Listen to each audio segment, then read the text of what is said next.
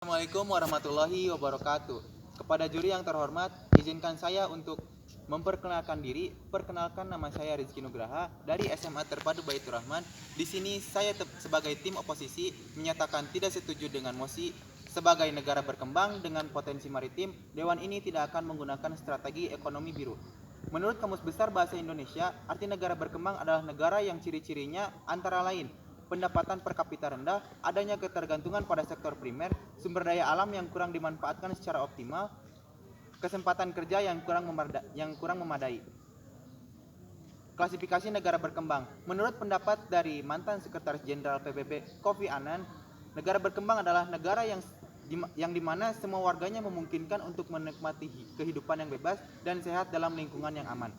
Apabila menelaah makna dari pernyataan tersebut, maka bisa kita ambil kesimpulan bahwa negara berkembang merupakan negara yang mempunyai potensi untuk maju, sehingga negara-negara yang masih berusaha untuk memajukan atau mengembangkan dirinya ini disebut sebagai negara berkembang.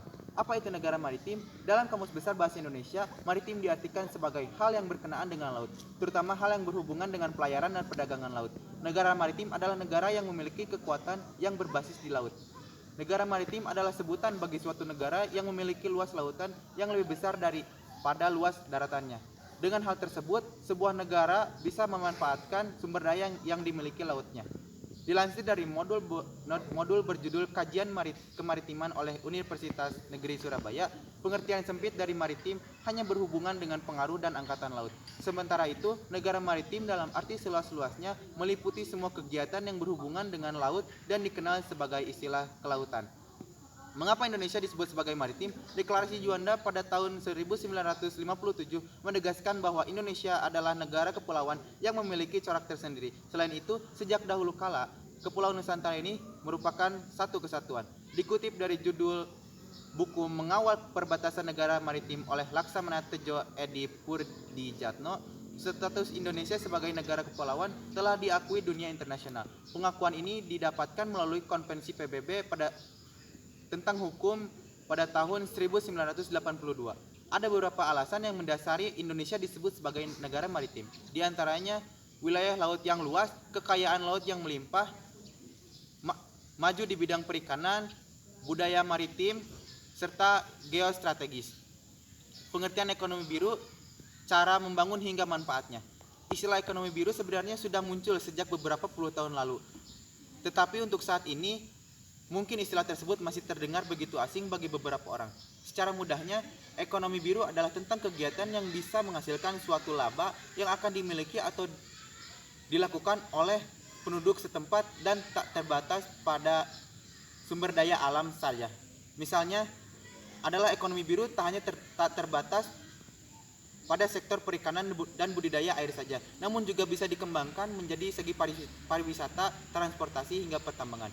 Namun untuk penekanannya bukan pada skala investasi besar ataupun eksternal, akan tetapi lebih bersifat lokal dengan tujuan agar bisa langsung dirasakan oleh masyarakat sekitar. Meski begitu, perlu diketahui jika ekonomi biru bukan berarti sebagai ekonomi lokal.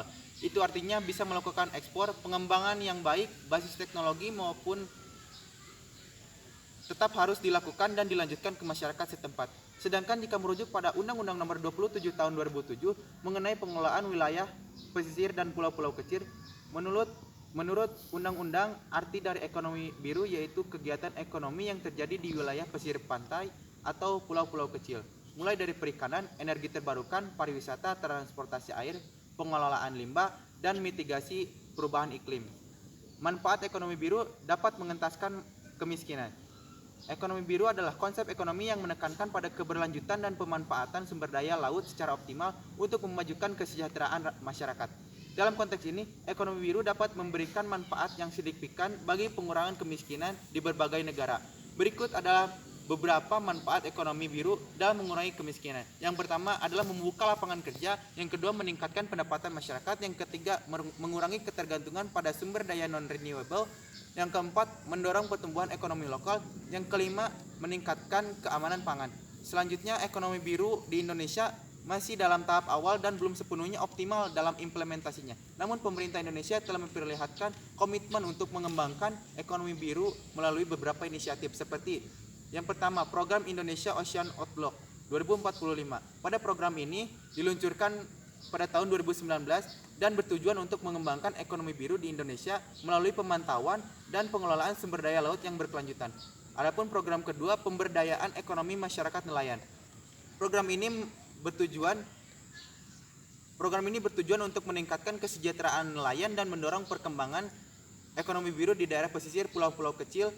Program ini meliputi pengembangan infrastruktur, pelatihan, dan bantuan modal usaha.